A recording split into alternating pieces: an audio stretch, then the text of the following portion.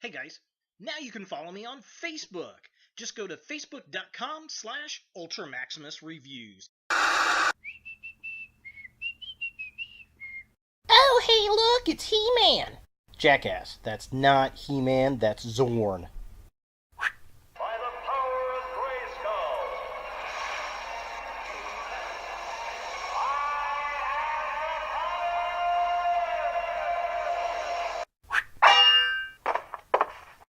Perhaps I was wrong. You suck.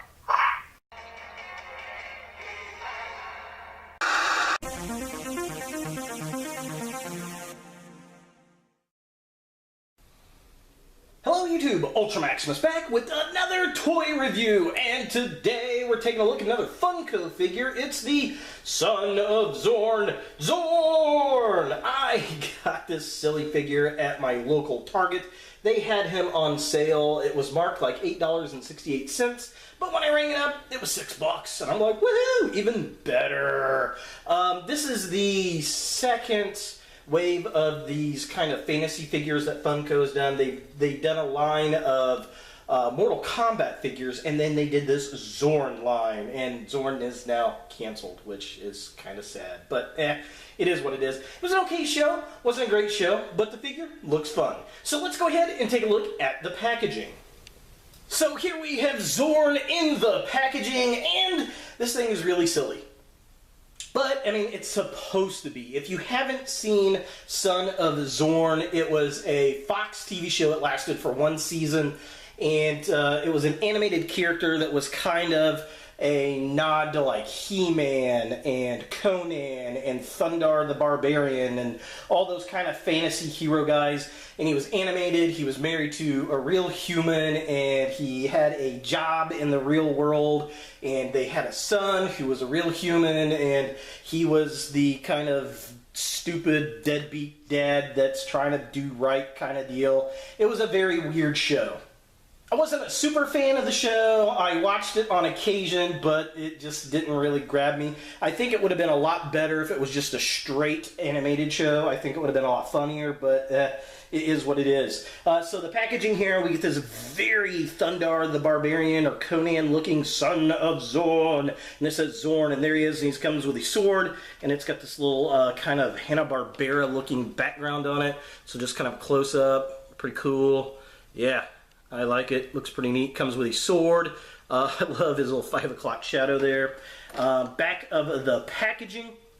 Definitely digging it. There were two figures that came out in the line. This is Warrior Zorn. This is the one that I've got here. They also had Office Zorn, and I think I've seen him like one time. And he had the little shirt and tie, and it came with a chalice. Which was kind of funny. It says, collect all two, each sold separately. So there's all two right there. I kind of wish it came with the Battle Falcon from the first episode. That would have been pretty funny, but yeah, unfortunately Zorn got canceled, so, but yeah, definitely funny. There it is with some artwork. Yeah, there's the other figure in the wave. I don't know if I will get that. If I come across it at some point at a comic shop or something on sale, I may pick it up, but yeah. So there's some of the cartoon clips. Kind of funny. Definitely very Masters of the Universe looking, which works for me. Looks like it's in the same scale as the Mortal Kombat figures. But yeah, that's pretty much it for the packaging. Let's go ahead and get Zorn out of box and see what we think. So here we have Zorn out of the packaging, and I gotta say, this is a really fun figure. I think it looks like the character in toy form for sure. It really kind of captures it. The funny thing I noticed when I took it out, you really can't tell he's going bald. He's got like thinning hair. I thought it was a paint error at first, but then I saw what it was, and I'm like, okay, that is hilarious. He's definitely very He-Man-esque, which I really do like, because that's really kind of what he's supposed to be. And, you know, overall, I think they did a good job. I like this series. I hope Funko does more of them. They're really fun with the Mortal Kombat figures, and this one definitely fits the bill.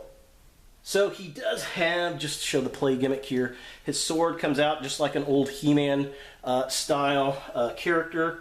And then, if I can do this on camera here, his sword fits in his hand, but it's kind of hard to get in there. Come on, and I feel like the sword could break easy. It's gold plastic, And this is totally out of focus. There we go. Yeah, this is like gold plastic, and I feel like this would snap very, very easily. Let me see if I can get this. I'm going to do this off camera.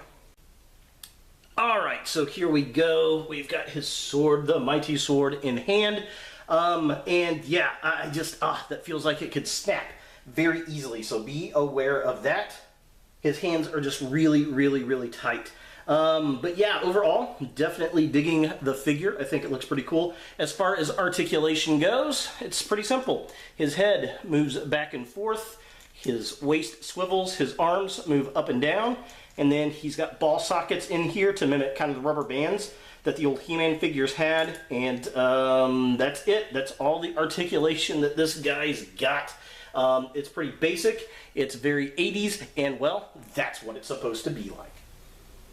So taking a closer look at the figure itself, I love the sculpt on this guy. It does look like the cartoon character, which is cool. It's got the 5 o'clock shadow. It's got the eyeliner. The hair is right. I mean, it looks like the cartoon, but it also looks like a He-Man figure, which I love. He's got the flowing long hair. He's going bald in the back, which was a great gag when I opened it up. It's got the belt, kind of like He-Man, where you can put the sword down in the back. I will say his hair does kind of get in the way when you're pulling the sword in and out, so be aware of that. You've got to kind of turn his head a little bit. The musculature is sculpted pretty well. I like the paint apps on his belt. The sword is gold, which it should be. It was in the show, but I fear that gold plastic syndrome. And this sword feels brittle, and this is a brand new figure, so beware of that in the future. Taking a look at the midsection of the figure, I love the paint apps on the sword. It's got the Z, it's got yellow, it's got red and brown. He's got the Z on the belt, which is nice. He's got the gray He-Man style loincloth, which is amazeballs. He's got the gold on the wrists, kind of like a He-Man figure, and the paint goes all around the figure, so they didn't skip out, which is very, very nice. And it's even got the paint on both sides of the sword hilt. Again, they didn't skip out, and the sword really reminds me of a cross between He-Man and Thundercats, which really captures that 80s action figure feel. And finally, taking a look at the legs of the figure, again, decent sculpting, going for that retro look that I really like. He's got the red bands around the boots. He's got these leathery type of boots, which is very cool. I wish he had some fur at the top of the boots, but, kind of a la He-Man, but this is the way he looked in the cartoon, so it works for me. I would say that the feet are probably the weakest point because the way they're designed, they're not all that stable, but they're not all that unstable. Once you get it in the right position like this, he stands really, really well, but you just can't just drop him down on the ground like you would other action figures because the feet just don't want to, hit in the right points. And it'd be nice if it had a little more articulation, but that's not what they're going for here. For comparison, here we have Zorn with another Funko fantasy figure. It's Sub-Zero from the Mortal Kombat line. And then here we have him with Anti-Eternia He-Man from the Mattel's Masters of the Universe Classics line. And as you can see, he's very, very similar to the Mortal Kombat figure. He's kind of got the same stance, which is the classic old school He-Man stance. Completely different mold, though, than what we get with the Mortal Kombat. And obviously a way different mold than we're getting with the Mattel Masters of the Universe stuff. So is Zorn something that you want in your fantasy toy collection? Quite frankly, this could be an easy pass for a lot of people on a couple different reasons. One, a lot of people didn't like the show that much. I thought it was okay. It wasn't great, but it wasn't bad. The other thing is a lot of people don't like these old school type of toys. Unless you're an old Masters of the Universe fan, this is definitely not something that you're after. But that's who they're targeting, is that audience. And it works for me. The character is an homage to He-Man and Thundar the Barbarian and Conan and all those characters. And it works for me. I definitely dig it. I kind of want to get the Office version of him now, but I'm happy with this one. I paid $6 for him. Regular retail was anywhere from $10 to $12. I was talking to my buddy Cece, and he said his local GameStop a few months back had these on clearance for like $1 a piece.